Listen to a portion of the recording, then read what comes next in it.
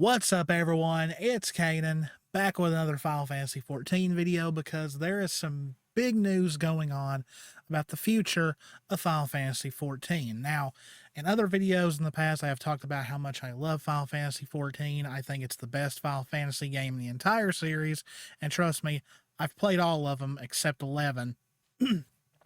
And it's one of those games that no matter how many times I've played it, I can log on and just play it and never get tired of it. I'm actually right now playing New Game Plus, so I'm playing through A Realm Reborn again. So I can't get enough of this game. I've completed all of Newfound Adventure. I've played the new Alliance raid, and I just can't wait for the next big patch. Now, before I get to the really big news, which includes a graphical update plus making the game even more friendly to solo players, I want to give a brief story of how I even got into this game, this life-changing game. So, as you all know, mine and Jess's internet stinks. Like, for all my life, I've been plagued with bad internet, whether it was living in rural areas where the only thing available was dial-up, to the best internet as of right now being available in our area being HughesNet. Yeah, so you guys now know why we have so much trouble. We're supposed to get better internet this spring that the actual county is putting in. So fingers crossed it does happen this spring.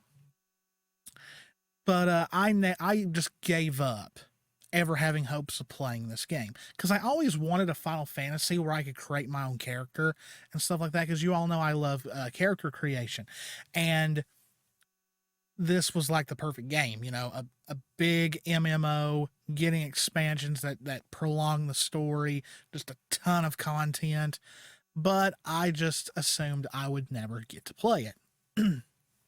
So skip to the lockdowns in 2020. Me and Jess were at Walmart getting groceries, because we needed to eat. And I decided, she was looking at something, and I went over to the electronics.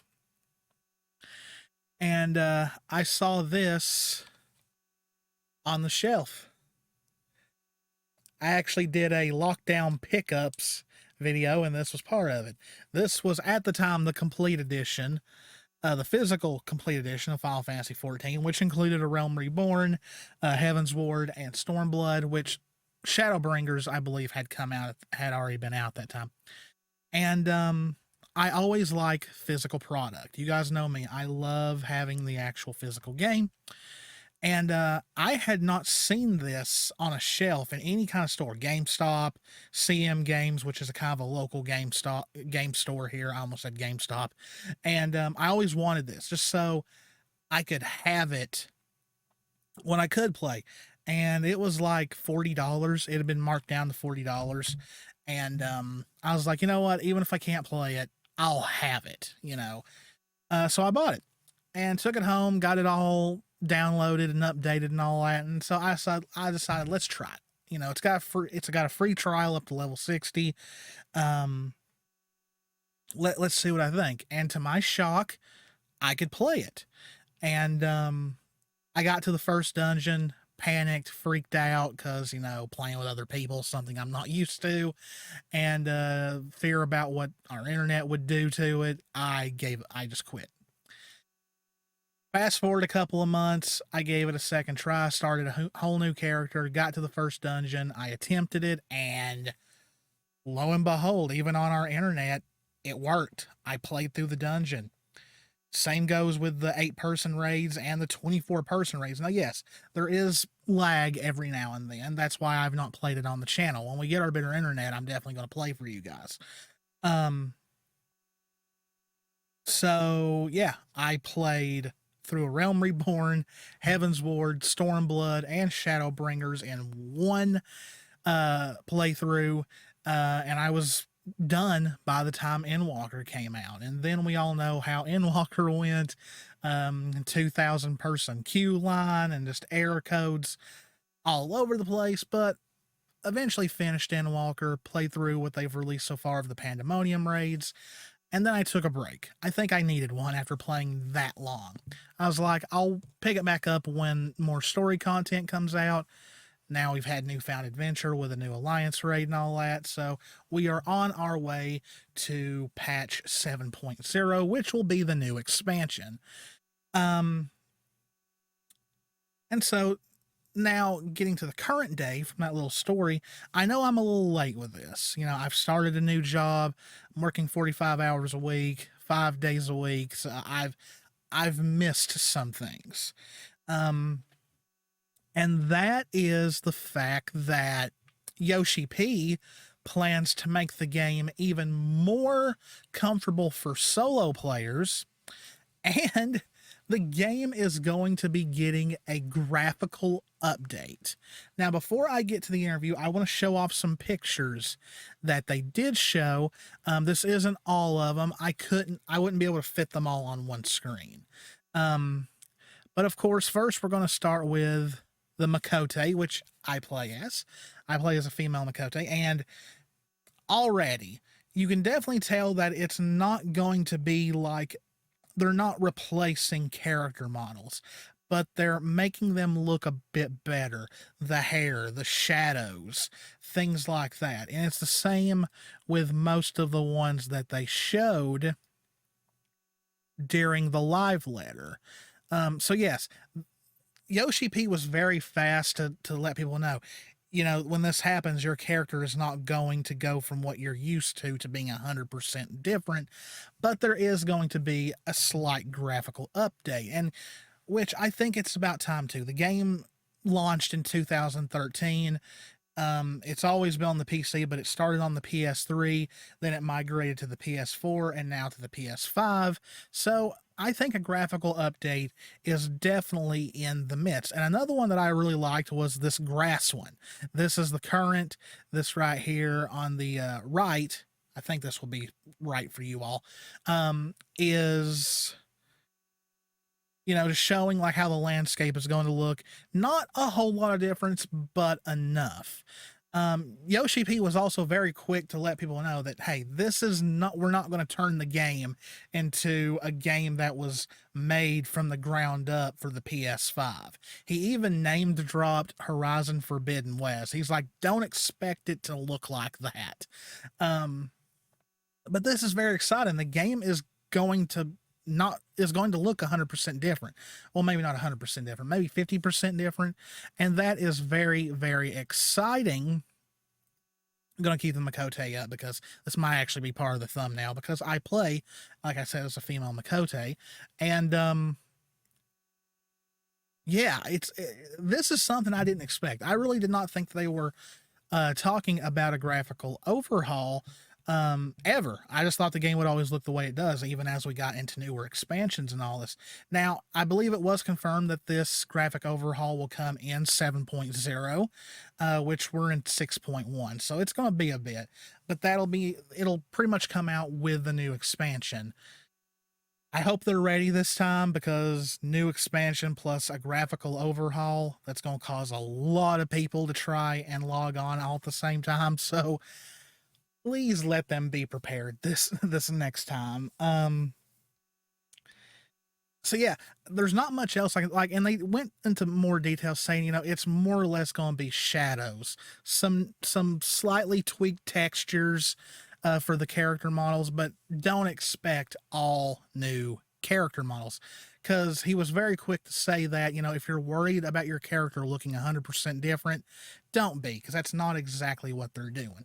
Think of it in a way maybe as like an HD remaster, because, you know, even in 2020 and 22, people still get remaster and remake confused. Remake is an old game that is completely made from the ground up, like Demon's Souls. Remaster is just an old game with a fresh coat of paint.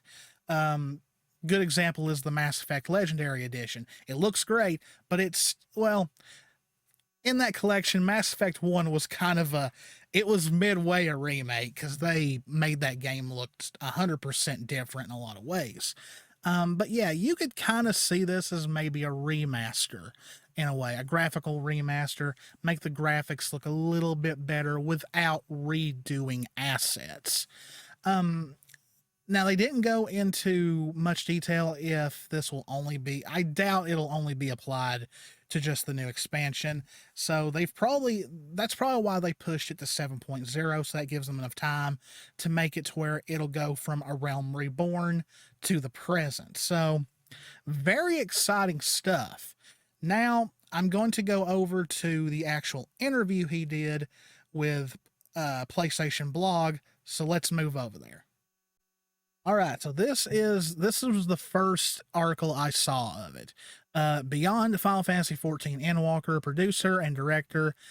I'm just gonna call him Yoshi-P because I don't want to butcher his name. Q&A. So the Q&A starts with just asking what a great experience Endwalker was. Closing a 10-year chapter. Asking what do you see in the future? Does the Warrior of Light deserve a break? And how do you follow up with a grand adventure? And, he kind of made a joke how, our Warriors of Light, us the players, got to take a bit of a break where the development team didn't really get to take a break. Talks about how, patch 6.1 kicks off the new story and just how excited he is for the future of the game. So this right here is something big for me because you all know I'm more of a single player person. I don't play much multiplayer games. Like I'll play a multiplayer game like Mario Kart with Jess and all that, but I'm not much of a co-op person. I don't play Call of Duty. I don't play Fortnite. Um, I'm more of a just sit in a chair and play a game, like a story-based game. I even play 14 like a single player. Which really 14 is a bit different than other MMOs where it kind of is more of a single player MMO in that you can literally play 95% of the game on your own. Where, the multiplayer stuff is the raids and stuff like that. Dungeons, though once you get to a high enough level, you can run through a lot of the early dungeons, mostly A Realm Reborn, Heaven's Ward, and maybe the first half of Stormblood, all by yourself. But he's asked, you've expressed wanting to make 14 more accessible to solo play. How do you marry the idea of an MMO by design, a multiplayer experience, and solo play? What is your design philosophy there, and how do you approach these changes while staying true to the MMO aspects? And he says the answer is simple. My concept is to make most of Final Fantasy XIV's characteristics as a story-driven MMORPG, which it is. A lot of MMOs kind of take a back seat to the story and focus on raids and stuff, where that's not 14. 14 is 100% story-driven. And make it so that only the story can be played through a solo basis.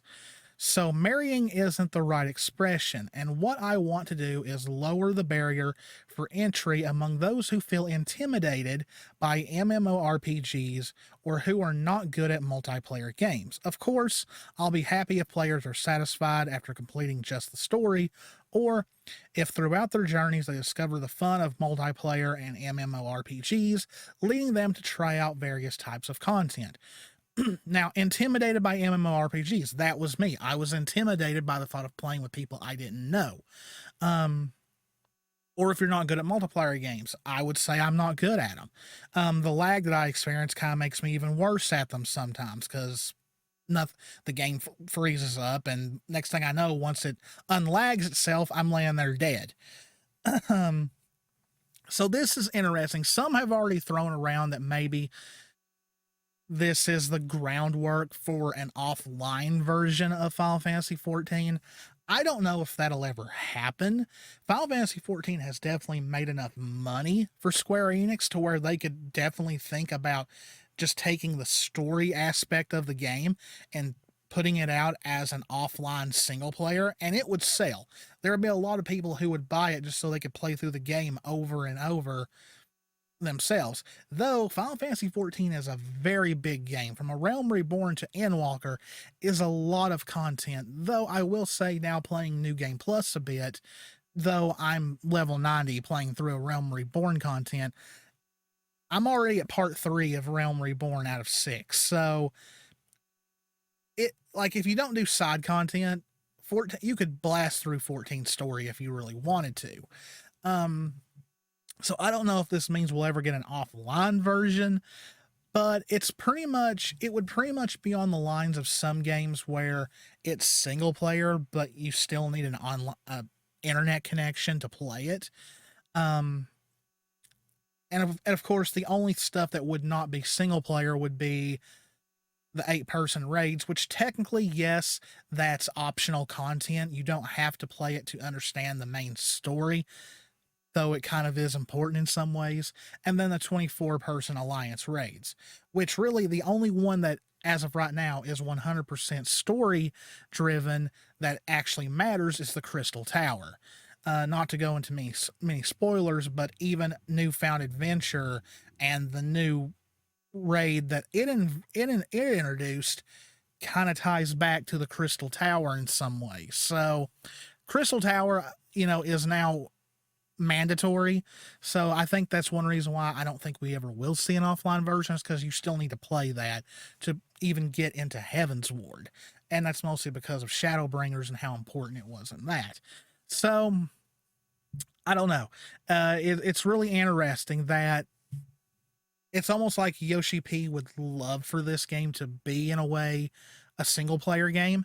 And like I said, I don't think they'll ever introduce a way to make it offline. I would love it if they did. But, I think differently if we had better internet, or when we eventually do get this better internet, where my internet connection won't really be an issue anymore. And also, would Square Enix want an offline version? Like, yeah, it could probably sell, but then there's all those memberships that would definitely probably tank just because they could go play the offline version. But would many be interested in an offline version? It's 50-50 if you ask me. It goes on to talk about the new Alliance raid and this of the Realm. Won't get much into that because of spoilers. The graphical update and some of the changes you've announced in your 10-year plan for the game. The graphical update has had many excited. How do you approach a project of this size, and what are your main thoughts of focus? My key area of focus was on those players who have spent a long time playing Final Fantasy XIV and developed a strong attachment to their avatar. This is why a lot of people love Yoshi-P. He thinks like a gamer in a lot of ways, which, he plays the game himself, but he understands that a lot of people who get into single player games, who role play, their character becomes very important to them. My character is important to me. You have no idea how many times I wish I could see the promotional trailers, like for the one for Endwalker, Shadowbringers, and all that, and wish I could take the male Warrior of Light out of the trailer and put my character in it instead. Like, that's how attached some people get. And he says, I don't want them to think my character looked better before, or this doesn't look right. He knows that if they introduced this and it just made the character look like how you've been used to, would upset a lot of players. The beauty of graphics depends not only on the method used, but also on the sensibilities of the individual. So I'm merely aiming for the evolution of graphics from the perspective of Final Fantasy XIV. To this end, we created numerous batches of test data while the artists, engineers, and I discussed and decided on an approach for updating the shaders, lighting, and textures. So that's mostly what it's going to be. Shades, lighting, and textures. It's not going to be all new models that we would employ. Lastly, it's a matter of direction. So it's also largely depends on my sensibility in relation to judging, yes, this works. Then it talks about the Dragon Songs reprise ultimate battle. So that's really all that they said in this one. There is a few more where he talks a little bit more, where he brought up that, hey, don't expect this to look like a PS5 title, that was made for the PS5. Don't expect it to look like Demon Souls or anything like that, or Horizon Forbidden West. But yeah, guys, I'm excited. It's gonna be a while. 7.0 is still a good ways away. But there's still plenty of content to come out by then. We're gonna get all new story updates. I don't know when the the Pandemonium raid will get more. We've got Myths of the Realm that'll get more quests to it. They're also going to be adding up like the farming aspect. Final Fantasy meets Harvest Moon pretty much is supposed to be coming soon. More Hildebrand quests, more side quests, all that good stuff. So it's going to be a wild ride. I can't wait for 7.0 for this graphical update, but I'm also dreading it because I really don't want to have to wait hours to get into the game. So hopefully that doesn't happen. Hopefully the Oceania data center will help with that, and hopefully they add some more stuff to help with congestion. But that's all for today, guys. Wednesday, don't know exactly what kind of video will be up on Wednesday. I do have a Fire Emblem video planned out, but I might wait till next week, do that for next Monday's video, because I don't want 2 Fire Emblem videos back to back with Wednesday and then 3 houses on Friday. But yeah, 3 houses on Friday. Always expect that until I beat the game. But as always, guys, this is Canaan. Me and Jess love you all very, very much. Stay safe out there. Take care of yourselves. Please, if you like our content, please subscribe, hit the notification bell, click that like button, leave me a comment, and I will see you in the next one. See ya.